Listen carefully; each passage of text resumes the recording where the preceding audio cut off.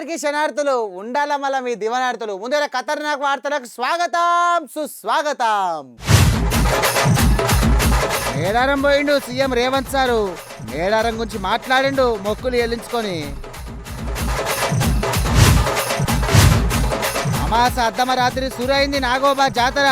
నైవేద్యం పెట్టి ఆరతులు ఇచ్చి పూజలు చేసిర్రు ముస్లిం వంశపోళ్ళు.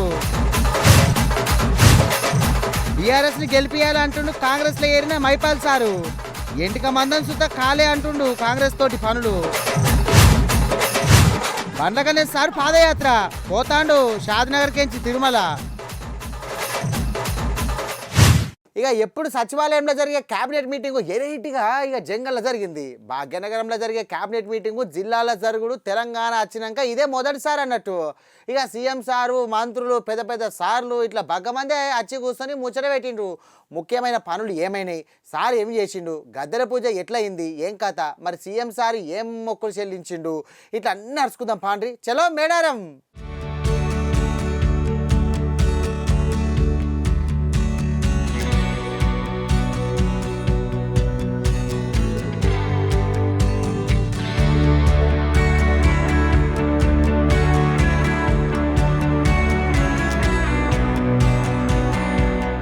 నిన్న సీఎం సారు మేడారంలో హెలికాప్టర్లో దిగి పోలీసుల వందనం అందుకొని మేడారం నడుస్తున్న పనులు చూసి సీసీ కెమెరాలు చెక్ చేసి అటెనక బస్ ఎక్కి జంపన్నవాగుకు పోయి ఆడేస్తున్న షెడ్లు కడమ డెవలపింగ్ పనులు అరుసుకొని రోడ్లు జంక్షన్లను చుట్టచ్చి అటెనక హరిత హోటళ్ల కేబినెట్ మీటింగ్ పెట్టి ముఖ్యమైన ముచ్చట్లు ముందటేసుకొని ఏం చేయాలి మేడారంలో ఎట్లుండాలో అన్ని అరుచుకుండు.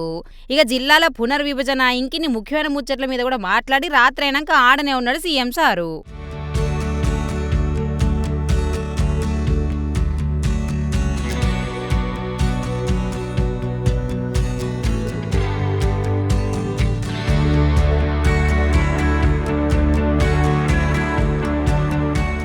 జాతర 28 తారీఖు సురువు అవుతుంది, కానీ పనులు మాత్రం ఆల్రెడీ సాలైనాయి. గద్దెల దానికి పోయి పూజలు చేసి మొక్కు చెల్లించుకుంటూ సీఎం సారు 68 కిలోల బెల్లంతో తల్లులకు మొక్కు పెట్టిండు.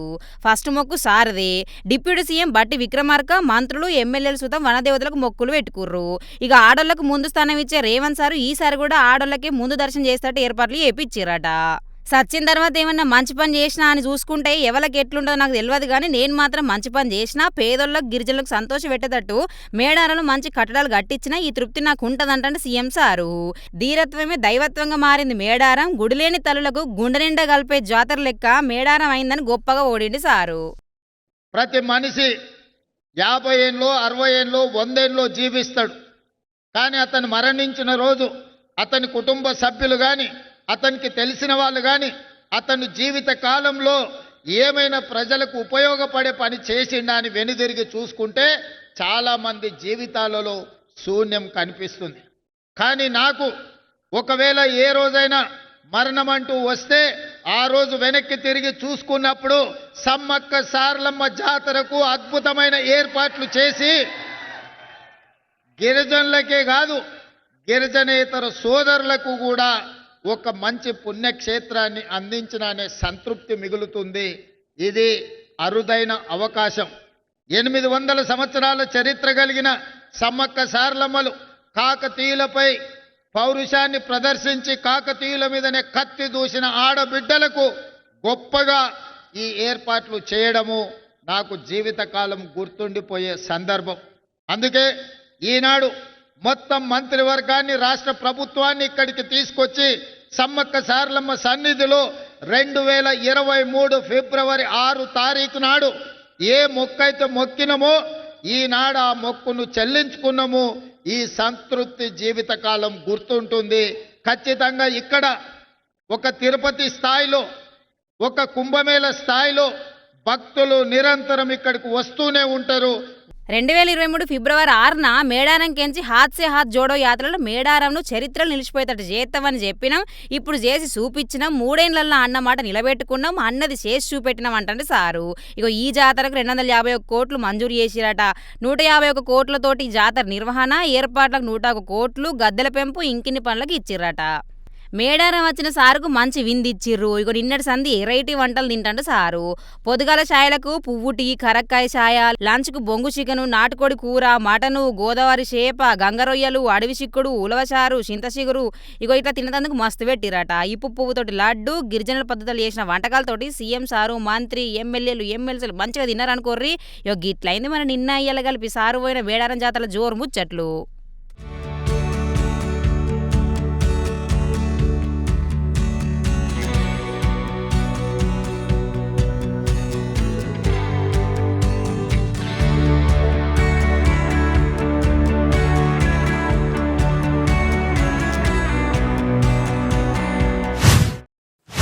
తెలంగాణలో జాతరలు జోరందుకున్నాయి. ఇటు కొమరలి మల్లన్న జాతర, ఏడుపాయల జాతర, కూడవెల్లి జాతర, జాన్ పహాడ్ జాతర, సింగరాయి జాతర, కొత్తకొండ జాతర, ఐడవోలు మల్లన్న జాతర, ఇంకిన్ని దినాలైతే మేడారం జాతర.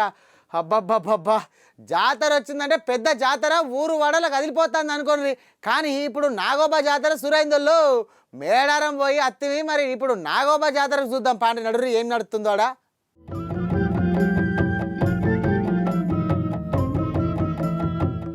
అమాస నాడు అద్దం రాత్రి డప్పు సప్పుల నడుమ గంగా జలాలతోటి అభిషేకం చేసుడితోటి సురువు అవుతుంది గిడ జాతర. పెద్ద పూజలు చేసి నైవేద్యం పెట్టిరు మోసరం వంశపొల్లు. ఇగో ఈ ఏడాది వచ్చిన కొత్త కోడలను కులదేవతలకు పరిచయం చేసి కుల పెద్దల దీవెనార్థాలు తీసుకొని కొత్త కుండలు పట్టుకొని గుండం కాడికి పోయి పూజలు చేసి నీళ్లు తెచ్చి పుట్టమన్న కలిపిర్రు.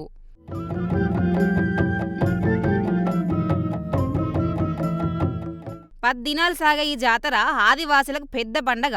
ఇక దీనికోసం ఎక్కడెక్కడికెంచో జనాలు వస్తారు ఎడ్ల బండ్లు వేసుకొని. కర్ణాటక, మధ్యప్రదేశ్, ఛత్తీస్గఢ్ లాగా ఇక ఎక్కడెక్కడి నుంచో ఇట్లా బగ్గ మంది వస్తారట. గుడిని మంచిగా ముస్తాబు చేసి మొగళ్ళంతా నేతల లెక్క తెల్ల బట్టలు కట్టుకొని డప్పు సప్పుల మధ్య జాతరను సురు చేసిర్రు. పూజలైనాక శివయ్యకు హారతి ఇచ్చి దండం పెట్టుకుని బయటకు వచ్చిర్రు గుళ్ళున్నోళ్ళు. ఇక అటనక ఆడికచ్చులు అందరు పోయి కూడా మొక్కచ్చిర్రట.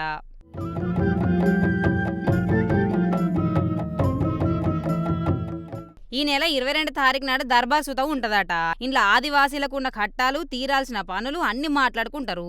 ఇక ఆదిలాబాద్ జిల్లా ఇంద్రవెల్లి మండలం కెస్లాపూర్లో అవుతుంది ఈ జాతర. పుష్యమాస అమాస నాడు మొసరం వంశపొళ్ళు పెద్ద పూజ చేసి జాతర సాలి చేసిర్రు. తాతలు ముత్తాతల నుంచి అచ్చన్నగి ఆచారాన్ని తూచ తప్పకుండా పాటించుకుంటా అట్లనే ఎత్తరట ఇల్లు. చెట్ల కింద వంటలు, జాతరల బొమ్మలు, సామికి పూజలు, తీరొక్క మొక్కులు, తీర్చే తండ్రులు, అచ్చినోళ్ళకు ప్రసాదాలు, తినటోళ్ళకు జొన్నగట్క, ఉక్మలు ఇగో ఇట్లా చెప్పుకుంటా పోతే 10 దినాలు మస్తు సాగుతుంది జాతర. మరి మీరు సుతం అట్లా పోయిరండ్రి. ఇక మేడారం నాగోబ జాతర ఖచ్చితంగా పోవాలి. మరి మర్చిపోకురు జనాలు.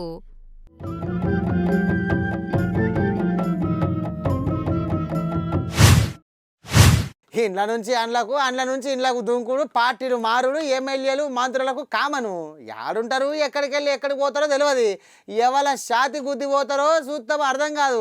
అట్లుంటుంది. మళ్ళా అధికారంలో ఉన్న పార్టీలో ఉంటే ఇంత పైకం వస్తుంది, నియోజకవర్గానికి పనులు అవుతాయని జనాలు మెచ్చుతారు అని కుర్చీ మీద కూర్చున్న పార్టీలకు పోయేతందుకు కూడా బాగానే మంది చూస్తారు. కానీ ఉన్న పార్టీ ఏమనుకుంటుందనే ఆలోచన మాత్రం చేస్తలేరు. ఏం చేద్దాం, అట్లుండదు మరి తర్వాయి. అయితే ఇప్పుడు ఒక ఎమ్మెల్యే సారు ముచ్చట పరిశాన్ చేస్తుంది. ఒకసారి చూడు ఏందో. పటాన్చెరు ఎమ్మెల్యే గూడెం మైపాల్ రెడ్డి సారు కాంగ్రెస్ ఏరిండంటే లేదు ఇంకా ఆయనకు బీఆర్ఎస్ మీదనే మక్కువ ఎక్కువ అన్నారు చాలా మంది. అన్నం పెట్టిన పార్టీ గెలిచిన దాంట్లోనే ఓడింది తక్కువ, నెగ్గింది ఎక్కువ అని పార్టీలు ఉన్నప్పుడు సారు గురించి కార్యకర్తలు బగ్గనే చెప్పేటోళ్ళు. ఇక అసొంటి సారు బీఆర్ఎస్లు ఉండగానే మొన్న గా మధ్యలైన ఎన్నికల్లో మళ్ళా ఎమ్మెల్యేగా గెలిచిండు. ఇక బీఆర్ఎస్ కెంచి గెలిచిన పార్టీ మీద ఇట్ట ఉన్న సుతం నియోజకవర్గం అభివృద్ధి కోసం కాంగ్రెస్ చేయరింటికి ఎమ్మెల్యే సారు. మరి చేరినాకేమైనా లాభం అనిపించిందా, మంచిగా అనిపించిందా, ఎండ్ల మంచిగా ఉండేనే సారు? ఏది మంచిగా అనిపించింది, ఏ పార్టీలో మీకు మీ నియోజకవర్గం జనాలకు ఫాయిదైందో జర చెప్పరాదే? చేసినా మనకు అక్కడ ఏమాత్రం కిట నియోజకవర్గానికి, నియోజక ప్రజలకు, నాకు ఎక్కడ ఒక ఇంటికి మందము లాభం జరగలేదు.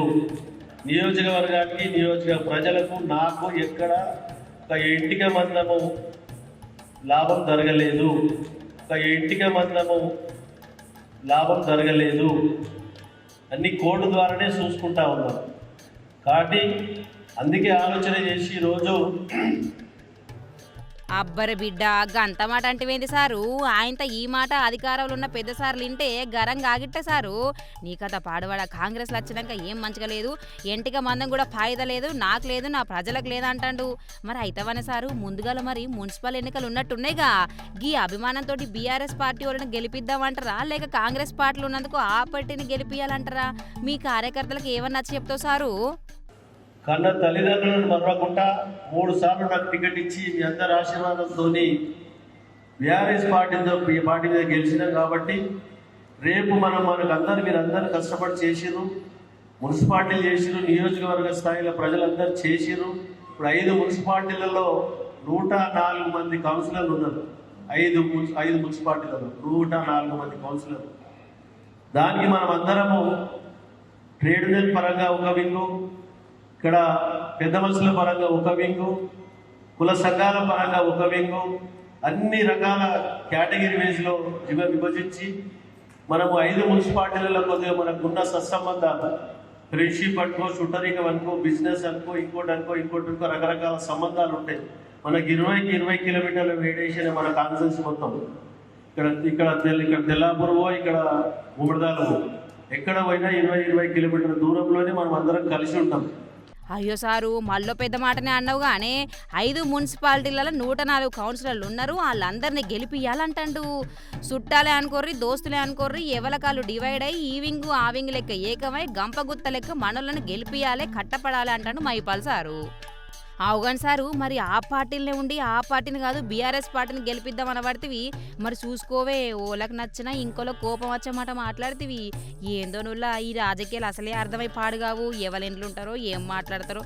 పొర్రి మనమైతే ఇంకో ముచ్చటిందాం పారి.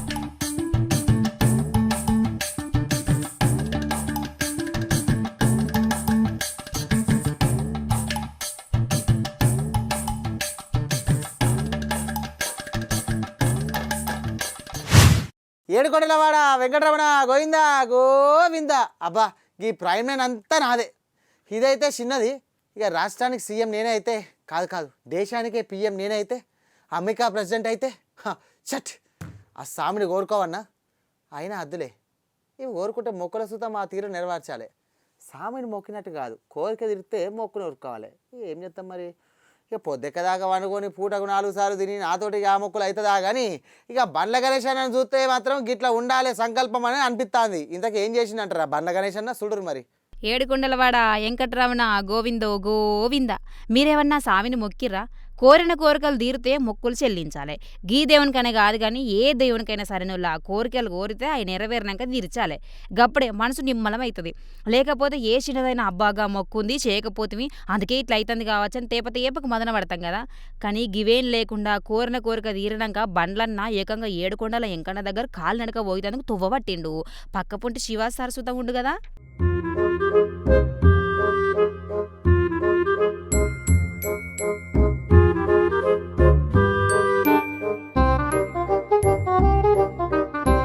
AP CM Chandrababu sir YCP సర్కారు ఉన్నప్పుడు అరెస్ట్ అయిన సంగతి యాదికి ఉంది కదా. అగో అప్పటి మొక్కట బండ్ల గణేష్ అన్నది. సార్ చెప్పన బయటకు రావాలి, మంచిగా ఉండాలి, సామి నా కోరిక తీరితే షాద్ నగర్ కించి తిరుమల దాకా పాదయాత్రతో అత్తాను మొక్కిండట. ఇందుకోసం ఇలా పొద్దుగాల 9 గంటలకు సంకల్ప యాత్ర నడక మొదలు పెట్టిండు సారు.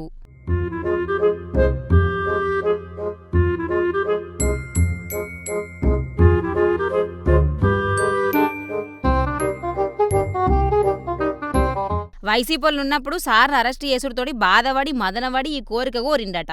కోట్ల మందికి సేవ చేసిన మనిషి అన్యాయంగా జైలుండు, దేవుడా నువ్వే కాపాడని మొక్కిండట. ఇగో ఇది రాజకీయ యాత్ర కాదు, అభిమానంతో తిరుపతి స్వామి దగ్గరకు పోతున్న మొక్కిది. షాద్ నగర్ గడ్డకు వందనం, పవన్ కళ్యాణ్ సారుకు వందనం అంటూ తెలిపి అడుగు ముందుకేసిండు బండ్ల సారు. మరోసారి నువ్వు చెప్పే ఈ యాత్ర గురించి. మా ఊరిని షాద్నగర్ నుంచి తిరుమల పాదయాత్ర చేస్తున్నాను. ఇది దైవ సంకల్పం, ఇది దేవుడి యాత్ర. ఇది ఏ రాజకీయ సంబంధం లేదు, ఏ రాజకీయ సంబంధాలు కాదు, రాజకీయ యాత్ర కాదు. కేవలం ఏడుకొండల స్వామికి మొక్కు చెల్లించుకున్న యాత్ర, సంకల్ప యాత్ర. సామాన్యుని లెక్క వచ్చి బ్రాండ్ లెక్క ఎదిగిండు బండ్ల గణేష్. బండ్లంటే ఓ వ్యక్తి కాదు, ఓ శక్తి అంటాడు శివ సారు. మంచి దోస్తులం, నాకు నాగార్జున సార్ తర్వాత సాయం చేసిన దోస్తు బండ్ల గణేష్ అని గుర్తు చేసుకుంటూ శివ సారు. రే శివ, ఇది ఉంచుకోరా, ఎందుకంటే రూములకు రెంట్లు కట్టడానికి కూడా డబ్బులు ఉంటాయి కాదు, తనకు తెలుసు. సో అలా మా ఇద్దరి మొదలైన పరిచయం గణేష్ అన్న ఈరోజు ఇంతవరకు వచ్చాడంటే దీని వెనకాల చాలా చరిత్ర ఉంది. ఎంతమందికి సహాయం చేసి ఉంటాడు, ఎంతమందికి ఆస్తులు కొనిపెట్టుంటాడు, ఎంతమందికి తనకు తెలిసిన ఒక మాట సహాయాన్ని వాళ్ళు కోట్ల రూపాయలు సంపాదించుకునే స్టేజ్కి తీసుకెళ్ళగలిగాడు. ఇదంతటి కారణం ఏంటంటే మనకు మనిషికి కావాల్సింది ఒక మంచి మనసు, ఓ మంచి సంకల్పం. వీడు బాగుండాలి, వీళ్ళు బాగుండాలి, నన్ను నమ్మి వచ్చారంటే వీళ్ళు నాకన్నా బాగుండాలి అనుకునే ఒక మనస్తత్వం బండ్ల గణేష్ అన్నది. అలాగే చంద్రబాబు గారి విషయంలో అసలు పార్టీలతో సంబంధం లేదు. గణేష్ అన్న అందరవాడు.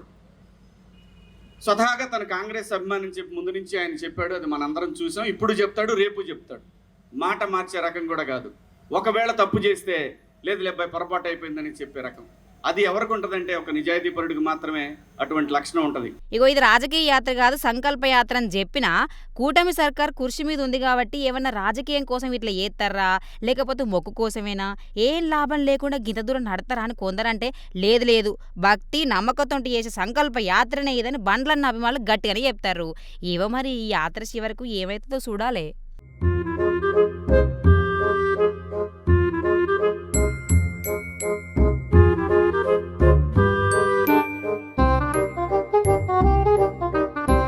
పండుగత్తే ఊరు నిండా రంగులు ముస్తాబు తీర్ల డెకరేషన్లు ఉంటాయి, అవునా? ఇక రాజకీయ నాయకులు అత్తాన్నా పండుగలు అయితాన్నా సరే బ్యానర్ల మీద బ్యానర్లు కడతారు. ఇక పాత ఏమని ఉంటే చింపి మరి కొత్తవి కడతారు. జాగా లేకపోతే చింతకైనా కడతారు, కానీ బ్యానర్లు కట్టుడు మాత్రం ఆపరు. మొన్నటి దాకా సంక్రాంతి పండుగ నాయే, ఇక ఊళ్ళల్లో లొల్లి మామూలుగా ఉంటుంది. ఎప్పుడురే బ్యానర్లు చిన్నగా ఉంటాయా? అందుకే గిటు ఓ పారు లుక్ అయ్యింది. మీరు చూడరు ఒకసారి ఏం చేసిరు ఇలా. ఏడైనా ఏముంటుంది, మా ఊరికి వెల్కము, సంక్రాంతి, కనుమ, భోగి శుభాకాంక్షలు. పండుగ వల్ల మీకు అంత మంచిగా జరగాలని పెద్ద పెద్ద పోటువలతోటి పెద్ద పెద్ద మనుషులు ఊరి పెద్దల పోటువలు ఉంటాయి కదా. ఇగో గిదొక పారి కళ్ళెదుడు రే,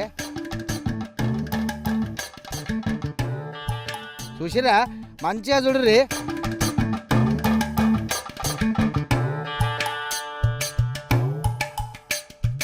అబ్బర బిడ్డ, యూత్ పిల్లగాళ్ళకు పెళ్లి కావాలని రాసింది కదా. అరే ఎంత కష్టం వచ్చిందో లాలకు. గంత పెద్ద తిప్పలు పడుకుంటా గింత పెద్ద బ్యానర్లా గంతమంది పోటువాళ్ళు వేసిరు అన్నట్టు. అయ్యో వీళ్ళందరూ ఏందోళ్ళ గింత మంచిగా ఉన్నారు, చూస్తా చదువుకున్న వాళ్ళు ఉన్నట్టే ఉన్నారు కదా.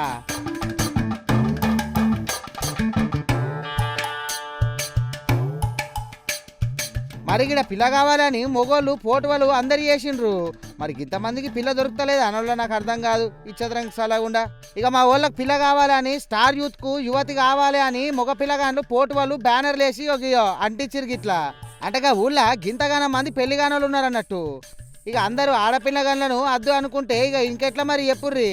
రాను రాను ఇంకెన్ని తీర్లో ఇసుంటి యాడ్లు చూడాల్సి వస్తుందో ఏందో పోండ్రి. అయినా గిట్లా రాసేందుకు పిల్ల దొరకకనే అంటారా? నాకు ఎన్నో డౌట్ కొడుతుర్రు అలా. ఆడవాళ్ళ పెద్ద మనిషి ఉంటే అడుగుదాం పాండ్రి.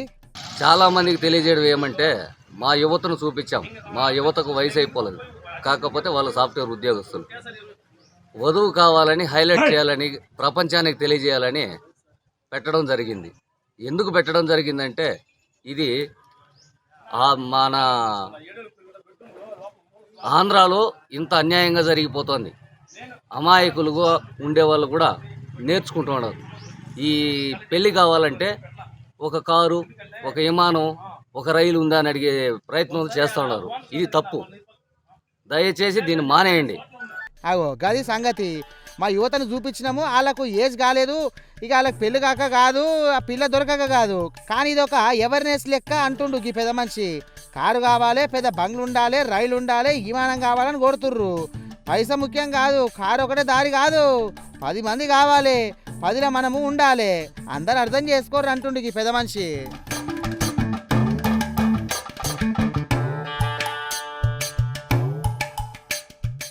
ఇప్పుడు మీకోసం కొన్ని వైరల్ ముచ్చట్లు పట్టుకొచ్చిన, అవి సుతా చూడురు. అబ్బా అబ్బా గిటు చూడుర్రి ఎంత మంచిగా ఉందో ఈ జాగా. ఇది ఏడనుకుంటుర్రా? బీహార్లో ఉన్న ఇక బౌద్ధ యాత్ర బుద్ధగయాలోని ఇక బౌద్ధ మందిరం అన్నట్టు. అబ్బా చూసేందుకు 2 కళ్ళు చాలుతలేవు కదా. గౌతమ బుద్ధుడు జ్ఞానోదయం పొందిన జాగిది. యునెస్కో ప్రపంచ వారసత్వ పరిచయం ఇది అన్నట్టు. ఇక బోధిశెట్టి కింద బుద్ధుడు జ్ఞానాన్ని పొందింది ఇన్నే అన్నట్టు. మన దేశంలో ఎన్ని ఇటుకలతోటి కట్టిన గుళ్ళున్నాయి, అందులో ఇది సుతం ఒకటి అన్నట్టు. ఇక్కడ ఇంకొన్ని బౌద్ధ గుళ్ళు మఠాలు ఉన్నాయి అన్నట్టు. చూడు రొక్పారి.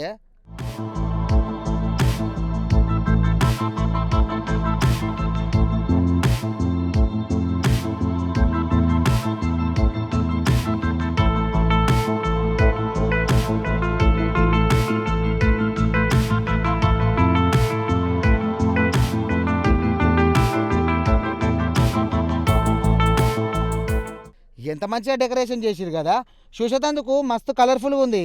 అంతేకాదు బౌద్ధ సన్యాసులు అందరు వచ్చి ఒకతాన కూర్చొని ప్రార్థనలు చేస్తాండ్రు. అందరు ఒకటే కలర్ ఉండుతోటి చూసేటందుకు ఎంత మంచిగా కానొస్తుంది కదా. పువ్వులు ఇక బుద్ధుడితోటి విగ్రహాలతోటి ఆ జాగ మొత్తము చూసేటందుకు ముచ్చగట కానొస్తుంది.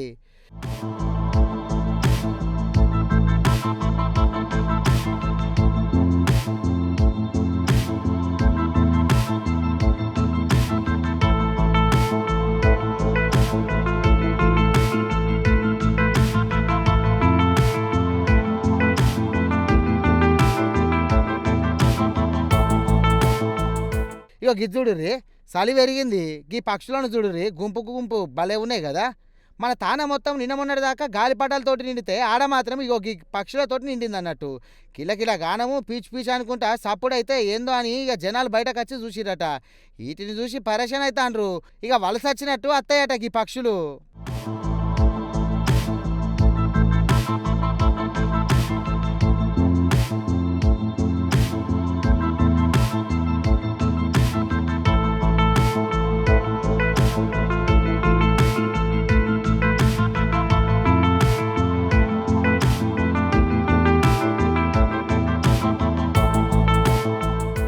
ఆకాశం అంతా నిండి చెట్లు పుట్టలు నీళ్లు నిప్పులు చెలుకులు అంతా నిండిపోయినాయి ఈ పచ్చులతోని.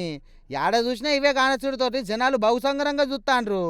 తమిళనాడులో ఎక్కువ కానత్తే ఈ పచ్చులు ఒక పారి వలస వచ్చినట్టు అచ్చుడితోటి ఈడున్న ఆకాశం సుతం సంబరం పడ్డది కావచ్చు.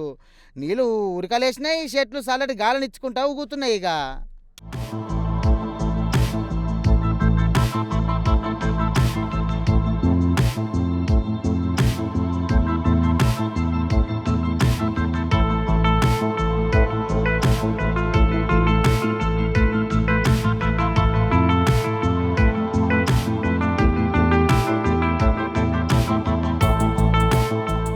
గివ్వే ఎలాంటి ఖతర్నాక్ ముచ్చట్లు ఎట్లున్నాయి. ఖతర్నాక్ వార్తలు జోరుదారు ఉన్నాయి కదా. మళ్ళీ రేపు కలవాలంటే నేనేం చేయాలి? నేనైతే పోవాలి. కానీ మీరేం చేయాలి? గప్పటిదాకా చూస్తూనే ఉండాలి ప్రైమ్ 9.